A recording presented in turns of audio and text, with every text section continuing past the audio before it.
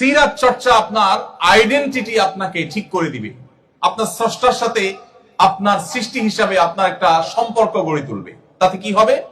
আপনার ডিপ্রেশন আসবে না। তো আপনি একজন তরুণ হিসেবে প্রতিকূলতার ঠেলে আপনি যদি সাফল্যের শেখরে পৌঁছতে চান, তাহলে মুহাম্মদ সাল্লাল্লাহু আলাইহি ওয়াসাল্লামের সিরাত আপনাকে পাঠ করতে হবে। জাতিকে, বিশ্ব মানবতাকে ঐক্যবদ্ধ করার কাজ করতে চান, আপনি যে কোনো সেক্টরে ঐক্য এবং সম্প্রীতির বন্ধন তৈরি করতে চান, মুহাম্মদ সাল্লাল্লাহু আলাইহি ওয়াসাল্লামকে আপনাকে চর্চা করতে হবে। কারণ সবচেয়ে বেশি বাধা মাথায় নিয়ে তিনি পৃথিবীতে জন্মগ্রহণ করেছেন।